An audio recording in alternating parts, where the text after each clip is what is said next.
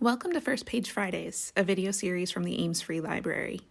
Join us each week as AFL staff share the first pages of books from a wide variety of genres. We'll read everything from new releases to titles from the library's most popular authors and even some of our personal favorites. The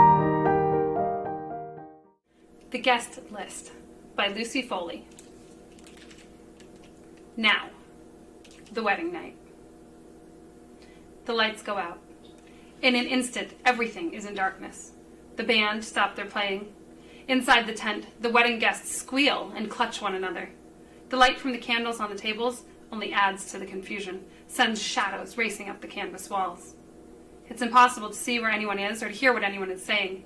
Above the guests' voices, the wind rises in a frenzy.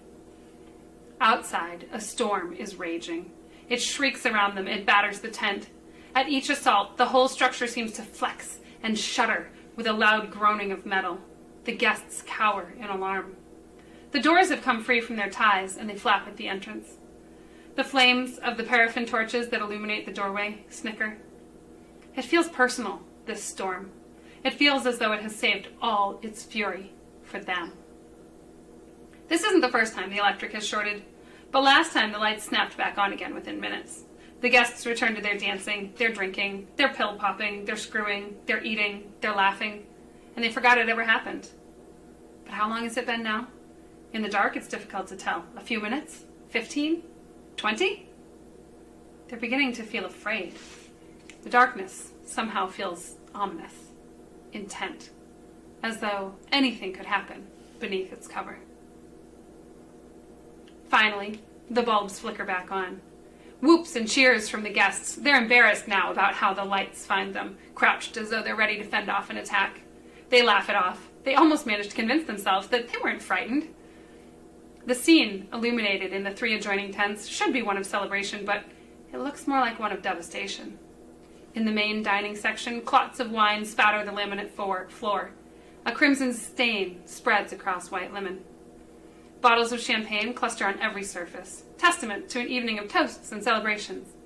A forlorn pair of silver sandals peek out from a tablecloth. The Irish band begins to play again in the dance tent, a rousing ditty to restore the spirit of celebration. Many of the guests hurry in that direction, eager for some light relief. If you were to look closely at where they step, you might see the marks of where one barefoot guest has trodden in broken glass and left bloody footprints across the laminate, drying to a rusty stain. No one notices. Other guests drift and gather into the corners of the main tent, nebulous as leftover cigarette smoke. Loath to stay, but also loath to step outside its sanctuary where the storm still rages. And no one can leave the island. Not yet. The boats can't come until the wind dies down. In the center of everything stands a huge cake. It appeared whole and perfect before them for most of the day, its train of sugar foliage glittering beneath the lights. But only minutes before the lights went out, the guests had gathered round to watch its ceremonial disemboweling. Now the deep red sponge gapes from within. Then, from outside, a new sound. You might almost mistake it for wind, but it rises in pitch and volume until it is unmistakable. The guests freeze. They stare at one another. They are suddenly afraid again, more so than they were when the lights went out. They all know what they are hearing. It is a scream of terror.